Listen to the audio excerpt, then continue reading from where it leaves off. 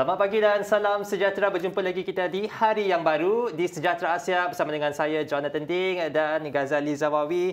Hari ini 3 Ogos 2021, hari Selasa. Kami doa dan harapkan agar anda di rumah berada dalam keadaan yang sihat. Selalu berkabuslah pakai cermata ni. Gas, apa khabar Gas? Selamat pagi. Alhamdulillah, khabar baik. John, apa khabar? Sehat. Hari ini 3 Ogos 2021 bersamaan dengan 23 Zulhijjah 1442 Hijriah.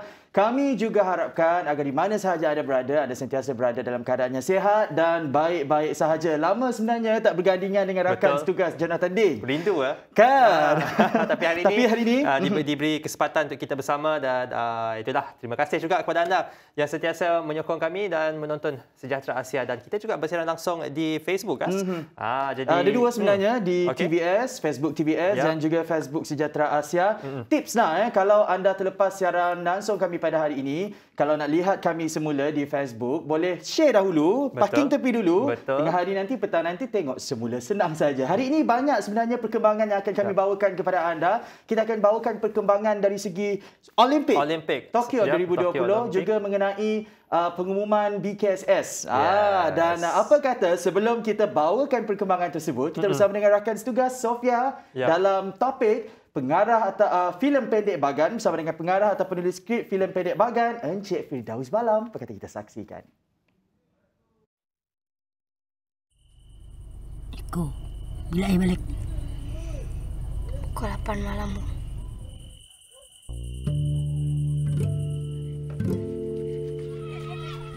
Ambil lah tumbang mani. Mam cabi je. Nenek. Sayang mam. Naik cabi mani lah. Bu, bujot. Tak mau je busuk tai. Ki, ingan cak. Ai duduk ke atas pokok. Tikang. Ingan cak.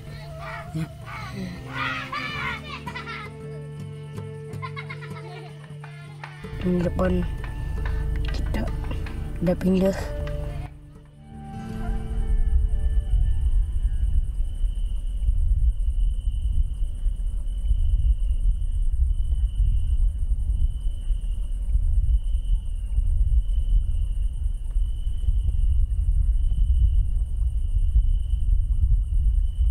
Sana babi kami suat.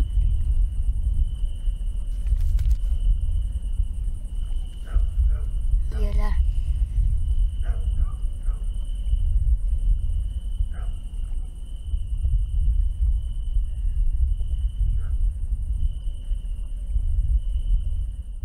Terima kasih kepada hos kita yang berada di studio. Hari ini, pagi ini, anda bersama dengan saya lagi, Sofia Jonathan, hos anda. Hari ini saya bawakan lagi tetamu kita yang lain. Masih lagi berkaitan dengan Mini Film Festival. Kita bawakan pemenang-pemenang Mini Film Festival untuk anda, penonton kita, mengetahui lebih lanjut lagi mengenai filem-filem pendek yang telah memenangi anugerah di festival tersebut. Baiklah, tetamu yang saya bawakan hari ini adalah Encik Firdaus Balam, iaitu pengarah filem pendek Bagan. Hai Encik Firdaus. Hai. Selamat pagi. Hai. Selamat pagi. Apa khabar Encik Firdaus? Okey tak? Alhamdulillah. Sihat. Alhamdulillah. Baik, untuk pengetahuan penonton kita di luar sana, filem pendek Bagan ni sebenarnya merupakan karya Firdaus Balam dan ia telah dinobatkan sebagai pemenang filem pendek terbaik kategori pelajar untuk Mini Film Festival ke-17 yang telah berlangsung secara maya baru-baru ni. Bernard Chowli, salah seorang pengarah ikonik Malaysia dan juga juri di dalam pertandingan tersebut, berpendapat bahawa Bagan merupakan sebuah cerita yang sangat unik. Sinematiknya lengkap, sama ada dari segi penulisan skrip dan juga penyuntingan. Encik Firdaus, boleh ceritakan sedikit apa perasaan Encik Firdaus apabila mendapat berita bahawa anda telah berjaya dinobatkan sebagai pemenang filem pendek ini? Saya berasa terharu, sungguh terharu kerana filem Bagan, filem berkisahkan cerita orang asli diiktiraf oleh Mini Film Festival dan menangi sebagai filem terbaik untuk kategori pelajar. Dan saya berterima kasih kepada Mini Film Festival dan tak dilupa juga Sejahtera Asia kerana menjemput saya. Boleh Encik Firdaus katakan apa yang dimaksudkan dengan perkataan Bagan ni sebenarnya? Adakah ia merupakan satu perkataan daripada komuniti orang daripada etnik komuniti orang asli sendiri? Ceritakan. Okey, Bagan adalah berasal daripada komuniti orang asli Temyar, di mana kebanyakan orang asli Temyar berada di Kelantan dan Perak. Jadi Bagan membawa erti maksud persinggahan sementara atau temporary destination. Temporary destination ya, Bagan. Yes. Sangat menarik sebab kita bila kita tengok trailer macam susah kita nak dapat gist of what that film is. Dia macam suruh kita apa lagi cerita ni, sebab yang saya dapat lihat cuma dua orang budak kecil je dan di tepi pantai. Itu je yang saya dapat nampak. Tapi sangat menarik sebab macam seperti yang anda katakan tadi, ini bukan selalu ya kita dapat nampak movie ataupun filem yang berkaitan dengan orang asli diberikan pengiktirafan di peringkat yang sangat tinggi seperti ini. Boleh Encik Firdaus kongsikan berapa lama sebenarnya anda telah berkecimpung di dalam industri pembikinan filem dan siapa role model Encik Firdaus ni sebenarnya? Okey, agak sukar kerana saya bermula minat pada filem ni ketika berada di tingkatan 1 dan bermula dengan satu kamera digital compact yang kecil yang dapat percuma mak saya beli TV. Kemudian saya buat video, buat filem. Kemudian walaupun bagaimana SPM saya resultnya bagus, boleh dikatakan bagus, saya rela untuk melanjutkan pelajaran di Martin University, Fakulti Sinema, supaya untuk meneruskan minat saya tu menjadi sebuah kerjaya. Jadi saya bermula di internship di Pixel Play, di mana filem Wan Tu Jaga karya Abang Namron dan Abang Bron Pelari. Jadi di situ saya bermula untuk menjadikan karya seni sebagai satu perbualan antara filem, pengarah filem kepada penonton. Okey, dan tak dilupakan juga pada pensyarah saya dan juga pengarah filem di White Wall Studio, Singapura, Ghazi Al-Qusi, di mana kebanyakan filem ini adalah konsepkan socialism, menyebut mengenai pasal tentang sosial dan mempersoalkan isu-isu sosial yang berlaku di persekitaran. Apa genre filem kegemaran Encik Firdaus ni? Ada tak certain genre selain daripada docu ataupun selain daripada filem-filem yang membawakan tema social issues dan sebagainya? Ada tak genre lain yang diminati oleh Encik Firdaus? Mulanya dulu ialah masa kecil kan kita minat filem Star Wars, filem science fiction semua. Tapi dia macam touch and go. So bila kita tengok filem tu kita hanya seketika berfikir. Tapi bila saya menonton filem daripada Iran seperti Abbas Kiarostami yang diperkenalkan oleh pensyarah saya Furqan Muhammad, filem-filem seperti Taste of Cherry, The Wind Will Carry Us, bagaimana filem itu menjadikan warga Iran sebagai benda utama dan isu-isu yang berlaku di Iran. Dan apa yang menarik bagi saya, Iran punya censorship yang sangat-sangat ketat, tapi bagaimana filem mereka seperti Asghar Farhadi boleh menang Oscar, boleh iktiraf di antarabangsa. Jadi filem-filem, kebanyakan filem saya minat adalah lebih pada socialism. Seperti juga Bong Joon-ho, filem Parasite, Snowpiercer, bagaimana mereka menceritakan isu sosial, perbezaan antara yang kaya dan kurang di antara yang miskin, yang sangat-sangat makin lama makin jauh. Itu antara filem. Pada pendapat Encik Firdaus, adakah filem-filem yang anda minati ini ataupun genre yang anda minati ini akan memberi impak kepada filem yang Encik Firdaus akan lakukan di masa yang akan datang? Sejujurnya agak sukar di Malaysia kerana bagaimana sambutan filem seperti ini tidak diterima baik oleh penonton. Tapi filem seperti ini sangat-sangat important kerana saya rasa bagaimana sesuatu soalan filem mempersoalkan isu semasa. So pada generasi akan datang mereka akan lebih faham mengenai peradaban yang berlaku pada 2021. Seperti juga filem-filem yang mempertengahkan zaman sekarang di mana norma baru di zaman COVID. Kerana kalau filem itu ditengahkan mungkin masyarakat pada 50 tahun akan datang akan faham situasi yang kita ada alami. Mungkin Encik Firdaus boleh kongsikan sebenarnya jika kita bercakap mengenai filem Bagan, apakah idea ataupun konsep original yang Encik Firdaus ingin sampaikan melalui filem ini, di mana ia mungkin berbeza daripada filem-filem lain yang berkaitan dengan social issue, seperti yang saya tahu adalah First They Kill My Father. Salah satu yang saya tahulah dan saya sangat minat juga. Apakah idea ataupun original konsep yang Encik Firdaus ingin sampaikan sebenarnya melalui filem Bagan ni? Okey, ketika proses pembuatan skrip daripada draft 1 sampai 25, pada draft awal-awal tu kita lebih kepada macam mana, saya lebih menekankan isu yang berlaku di orang asli, di mana kebanyakannya tanah mereka dirampas begitu saja. Jadi konsep itu saya bawa, tapi saya melalui dua orang sahabatan, di mana watak utama Frankie dan kawan baiknya Rico. Dan bagaimana hubungan mereka, bagaimana Frankie ditinggalkan oleh Rico, bagaimana hubungan mereka, Frankie terjejas kerana dia bersembunyian di ending filem Bagan. Jadi isu ini sangat-sangat tidak dibawa dalam filem, dan saya juga ingin membawa bakat mereka kerana mereka semua bukan profesional aktor.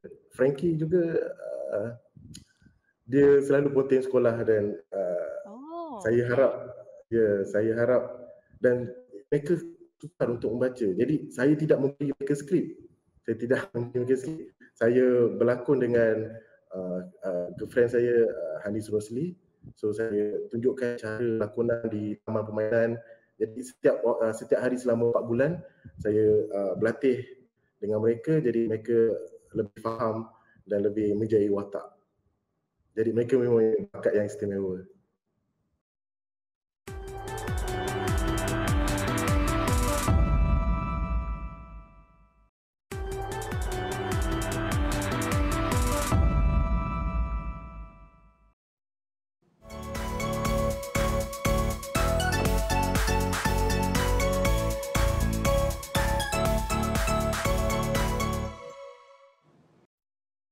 Sangat menarik. Ini first time saya dengar pelakon tidak diberi skrip ya. Tapi syukur lakonan mereka tu berjaya juga mendapat hati juri di Mini Film Festival. Mungkin itu suatu yang mungkin kita boleh pertimbangkan untuk lakonan-lakonan di masa yang akan datang bagi orang-orang yang mungkin mempunyai bakat tetapi tidak berani kerana mereka, seperti yang anda katakan tadi, mungkin mereka mempunyai halangan tertentu ya.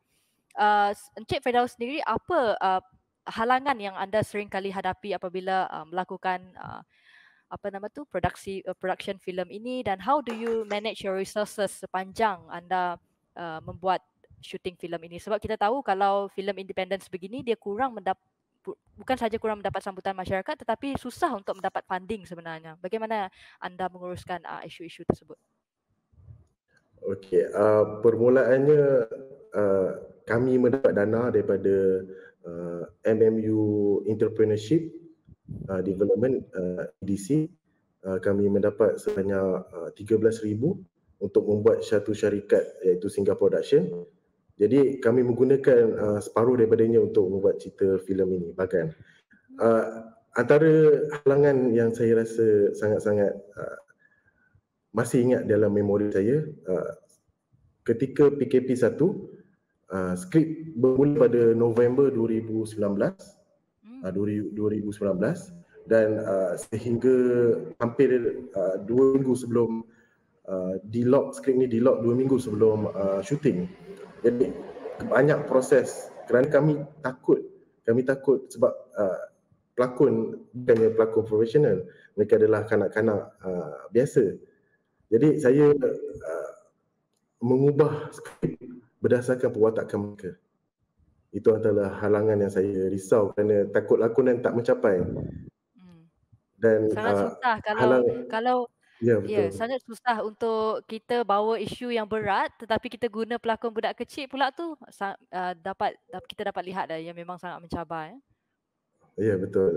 Tambah lagi ketika PKP 1, harapan untuk syuting filem ni sukar kerana kami follow semester, ikut semester. So semester hujung sepatutnya syuting dan ketika itu PKP 1. Bersyukur kerana kebetulan PKP sudah habis dan kami sempat untuk syuting. Dan halangan lain adalah kebanyakan kru daripada Singapore Production berasal daripada Kuala Lumpur. Di kesukaran untuk mereka balik ke JB memakan masa. Jadi mereka balik 2 minggu sebelum syuting. 2 minggu sebelum syuting kebanyakan mereka. Tapi nampak gayanya cabaran-cabaran tersebut pun dah berjaya diatasi oleh Encik Firdaus sendiri. Tahniah.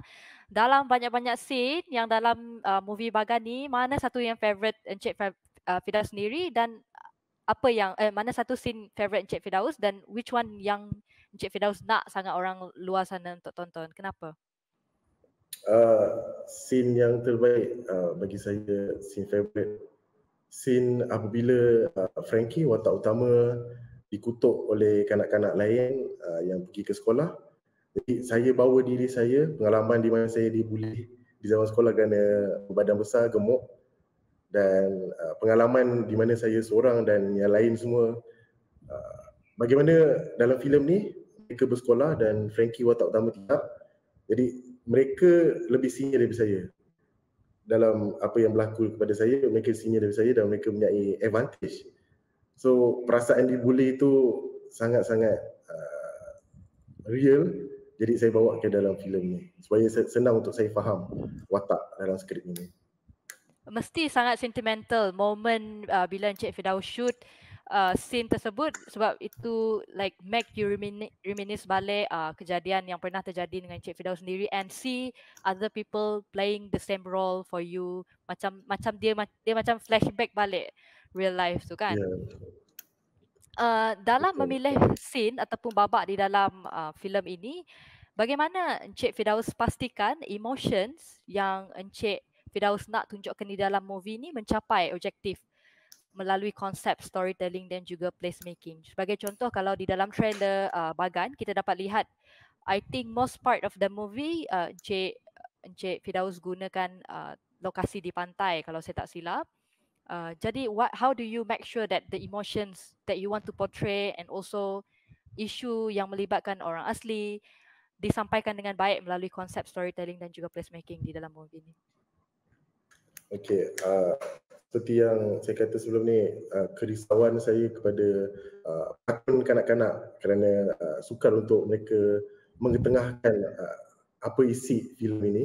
Tapi melalui storytelling, saya mengubah skrip supaya mereka selesa dengan watak dan hasil observation saya kepada mereka. Saya mendapati lebih senang jika kita tulis skrip berdasarkan watak mereka. Dan dari in term placemaking, saya memang terjatuh hati kepada tempat orang asli dan jika dilihat mulai di ending, sebenarnya lokasi tanah seperti tanah gunung tu adalah berdekatan dengan tempat mereka dan istimewanya itu adalah ada perancangan untuk menjadikan tempat itu sebagai diambil. Dan ini mengakibatkan orang asli di sana sukar untuk mendapat hasil laut. Jadi saya menggunakan tempat itu tapi sekarang tertangguh. Jadi pembangunan itu terhenti kerana mereka memperjuangkan hak mereka di sana.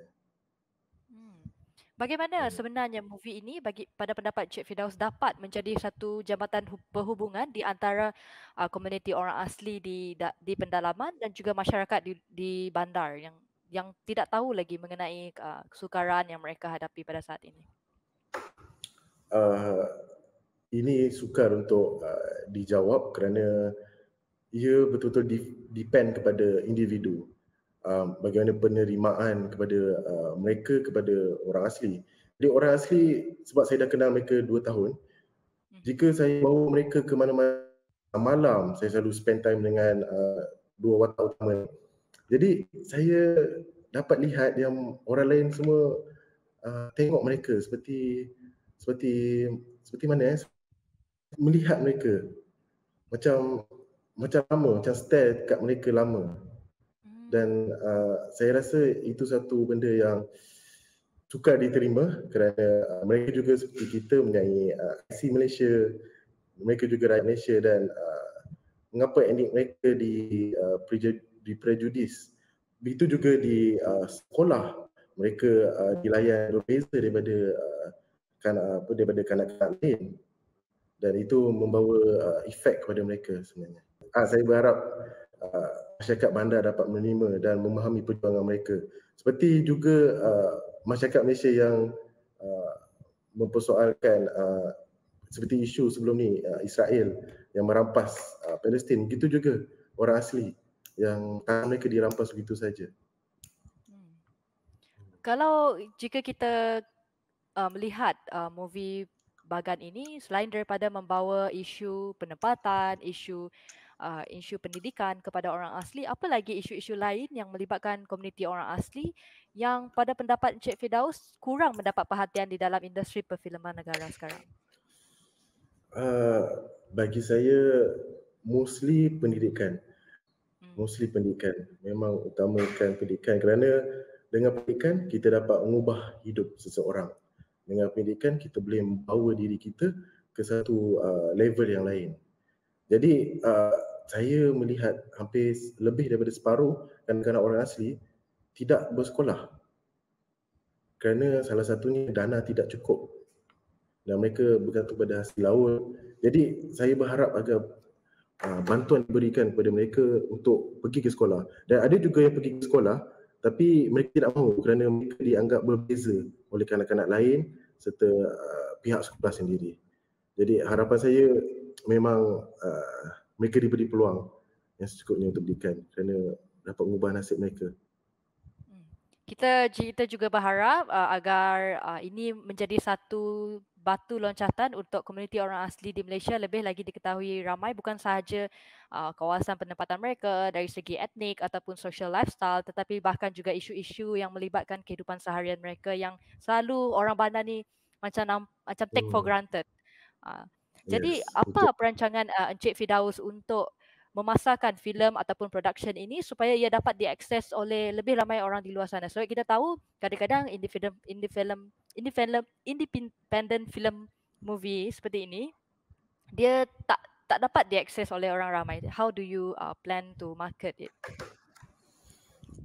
Sebenarnya agak sukar kerana kami telah menghabiskan hampir 1,500 untuk hantar ke filem festival di luar dan ada yang tidak dapat terpilih sebagai pencalonan supaya orang luar dapat melihat filem ini. Tapi perancangan kami adalah untuk membuat filem ini durasi panjang dan kami berharap agar mendapat support yang secukupnya untuk bertengahkan isu orang asli dalam filem, industri filem. Okey, baik. Thank you Encik Firdaus atas perkongsian mengenai filem pendek Bagan. Saya doakan semoga Encik Firdaus tetap terus berjaya dan sukses dalam bidang pembikinan industri filem dan we always wait for another project, another special project daripada Encik Firdaus sendiri untuk masa-masa yang akan datang. Jadi untuk kali ini saya akhiri dengan sesi ini. Ucapan terima kasih kepada Encik Firdaus. And the best short film student category joint winner is Bagan by Firdaus Balam, produced by Hanan Said. Mana maksudnya?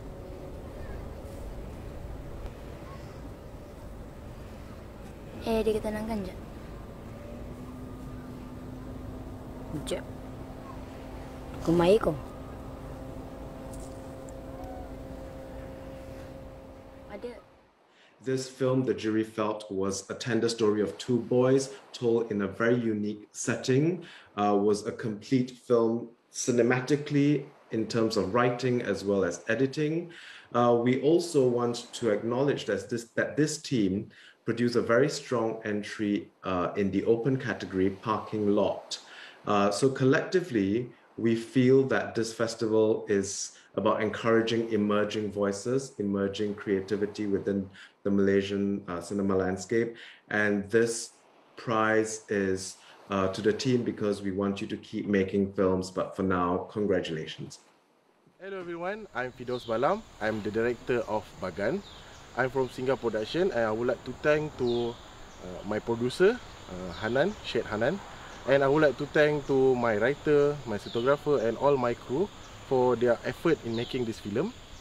I would like to thank to my parents and my lecturer, Mr. Ghazi, Mr. Fukan, Mr. Sir Amir, for making this film and encourage me to make this film about the orang asli, about the 2 kids. I also would like to thank the organizer of Mini Film Festival. Thank you so much for put Bagan in the nominees for Mini Film Festival. I hope that this film can create awareness for the orang asli to reclaim their land, and I hope the fight will be continue from others and from me. And from deep of my heart, I hope that orang asli can get their right back. I would love to hear all the comments or any reviews about this film. And thank you Mini Film Festival for appreciate our effort in making this film. Thank you.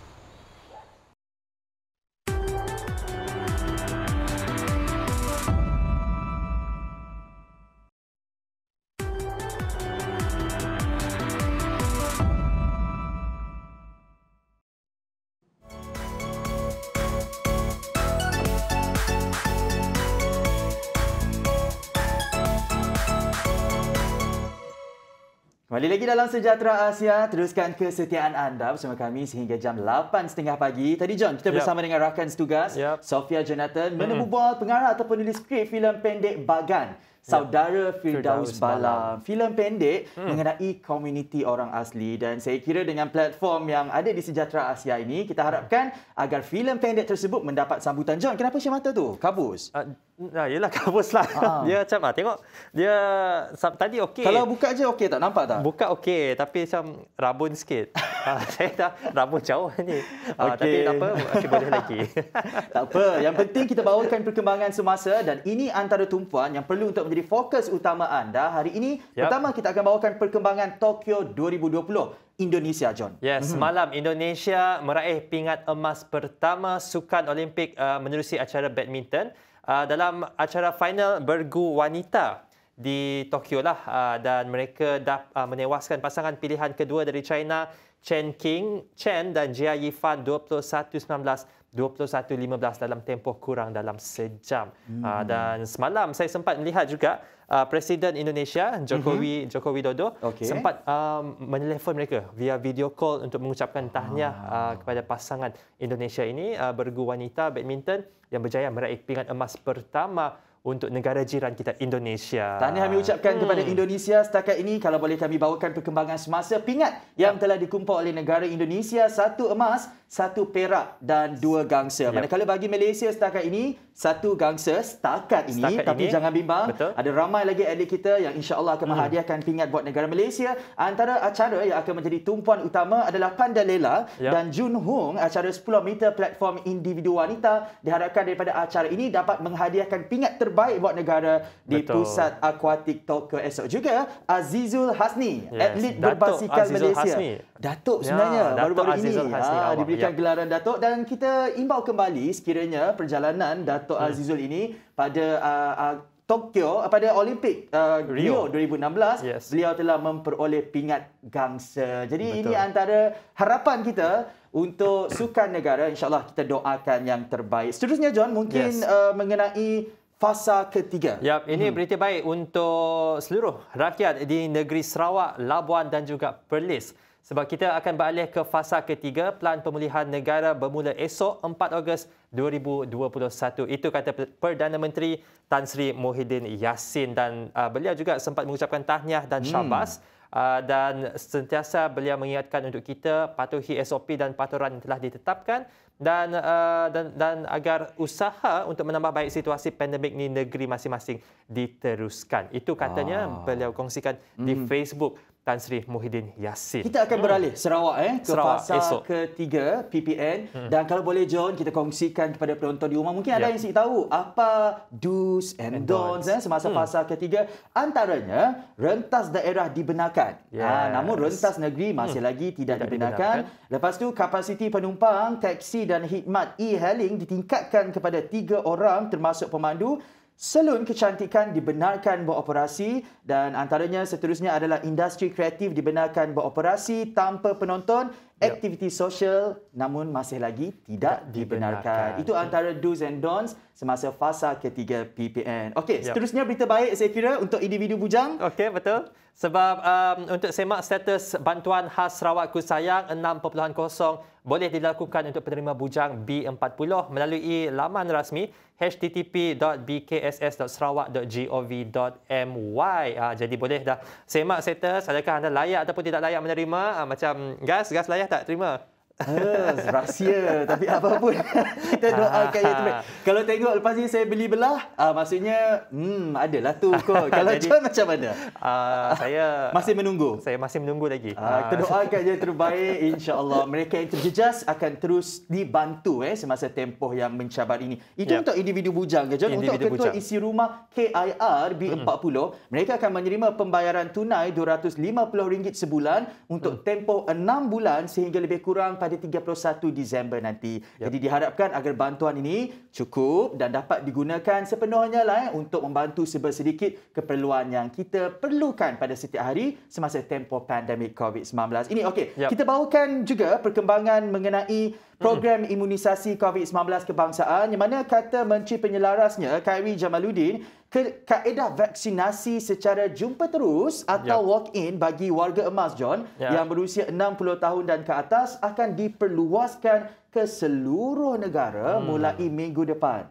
Beliau menambah perangkaan semasa di peringkat nasional menyaksikan 95% daripada warga emas yang berdaftar telah menerima suntikan vaksin COVID-19. Juga menurut Khairy Jamaluddin, CITF akan membincangkan mengenai keperluan untuk perolehan tambahan vaksin Sinovac menerusi mesyuarat jawatankuasa khas jaminan akses bekalan vaksin COVID-19 JKJLV pada Jumaat ini. Itu mengenai vaksinasi. Seterusnya, kata Timbalan Ketua Menteri Sarawak Tan Sri Dato' Amar Dr. James Jemuk Masing, Kerajaan Sarawak komited dalam memberi fokus kepada usaha mengawal penularan COVID-19 terlebih dahulu, terutamanya dengan kemunculan varian baru, varian Delta. Bukan sahaja perlu efisien, namun usaha ini perlu bergerak pantas melihat bagaimana sifat COVID-19 ini yang boleh bermutasi dan masih lagi tidak diketahui. Melihat kepada pengalaman mencabar yang kita dah lalui pada pandemik COVID-19 ini, Pengarah Pertubuhan Kesihatan Dunia WHO Michael Ryan John ada berkata,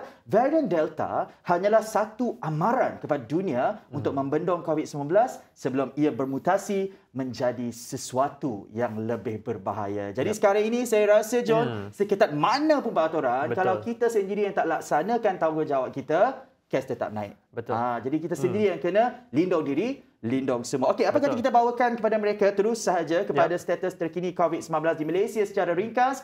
Semalam, kes sembuh di Malaysia mencatatkan 11,767 kes. Kes baharu positif yang dicatatkan adalah 15,674 kes, syukur lebih rendah berbanding sebanyak 17,150 pada hari Ahad. Dan kalau kita lihat di skrin, Selangor mencatatkan negeri yang tertinggi iaitu sebanyak 6,067 kes, diikuti oleh Kuala Lumpur, seterusnya Johor. Kalau kita lihat Kedah pun atas 1,000 juga, Sabah pun atas 1,000 juga.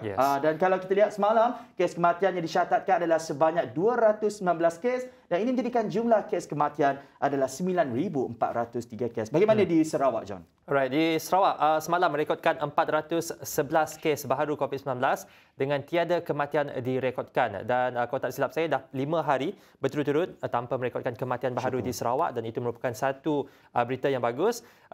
Dan Jawatan Pengurusan Bencana Negeri Sarawak, JPBNS juga berkata daripada jumlah berkenaan, kes tertinggi harian direkodkan adalah di Kuching, iaitu 144 kes, diikuti Bau 94 kes, Simunjan 29, Serian 26, Semarahan 26, Sibu 21, Lunduk 21 kes. Dan daripada 411 kes baharu ini yang dilaporkan, 246 kes melibatkan individu yang mempunyai kontak rapat kepada kes positif COVID-19 dan 96 kes merupakan individu dalam kluster aktif sedia ada. Manakala 32 kes lagi melibatkan saringan individu bergejala di fasiliti kesihatan, 34 kes lain-lain saringan di fasiliti kesihatan dan 1 kes import dan 2 kes import A. 1 kes import B, 2 kes import A. Dan seperti yang saya katakan tadi, tiada kes kematian direkodkan dan sekaligus menjadikan jumlah kumulatif kematian di Sarawak setakat ini seramai 462 orang. Kekal pada 462 orang. Jangan tingkatkan lagi bilangan ini. Kita harapkan yang terbaik buat Sarawak. jangan leka, jangan layap walaupun kita dapat pindah ke fasa 3, selamat lagi. Jangan jadikannya sebagai tiket ataupun lampu hijau untuk kita melekakan dan mengabaikan SOP. Betul tak? Dan vaksin merupakan adalah salah satu caranya untuk kita menambah baikkan lagi situasi ini. Jadi kepada anda yang mungkin belum lagi menerima temu janji untuk menerima dos yang pertama ataupun mungkin belum lagi menerima dos yang pertama, anda boleh lakukan ambil vaksinasi secara walk-in di pusat pemberian vaksin di kawasan anda di Kuching, Sibu Miri, di seluruh Sarawak mengamalkan konsep walk-in. Bila melihat kepada peluang yang diberikan oleh pihak kerajaan tu, kita rimpun lah, tinggal mau si mau ajak dan mau si mau ajak lah dan berita baik sebenarnya untuk negeri Sarawak, kita antara negeri yang terpantas untuk proses pengedaran vaksin selepas Lembah Kelang. Baik, selepas ini kita akan bersama dengan slot pendidikan pula dengan Cikgu Azila dan Jonathan Ding. Buat saya sampai di sini sahaja, sampai kita ketemu lagi pada hari Jumaat nanti. Okey John, selepas ini bersama dengan Cikgu Azila. Bersama dengan Cikgu Azila, jadi jangan ke mana-mana, pastikan teruskan kesetiaan anda bersama dengan kami dalam Sejahtera Asia.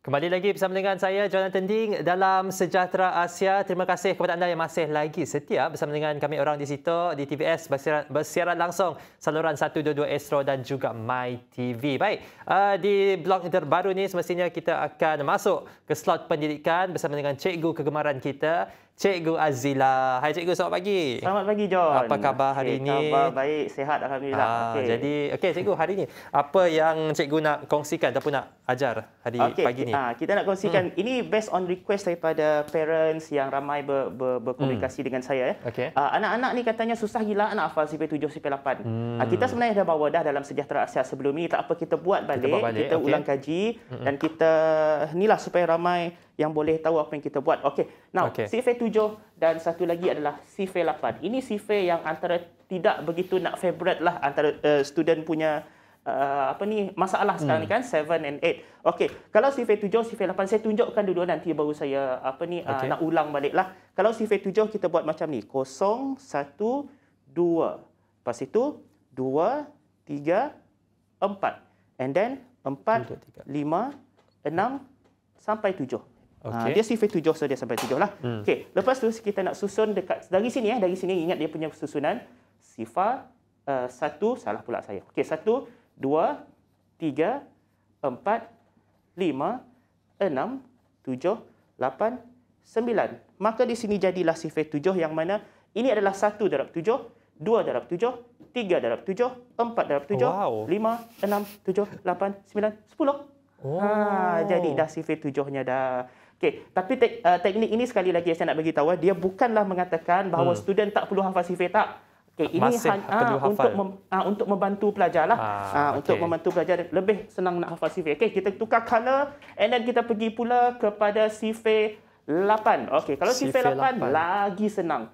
0, 1, 2, 3, 4. Lepas itu 4, 5, 6, 7, 8. Kemudian dia belum habis lagi ni. Selepas itu kan sebelah ni semua ini kita mainkan CP2.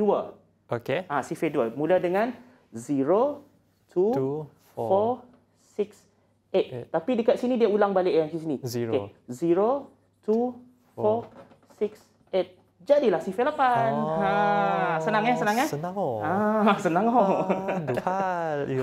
Tapi itulah. Tapi ini bukan bermakna pelajar-pelajar tidak perlu menghafal. Masih perlu hafal CP supaya bolehlah semak sama ada apa kaedah yang digunakan ini betul ataupun tidak jawapannya. Jadi tak apa. Selepas ini kita akan sambung lagi bersama dengan Cikgu Azila. Jadi kita akan berehat sebentar. Jangan ke mana-mana, terus bersama dengan kami.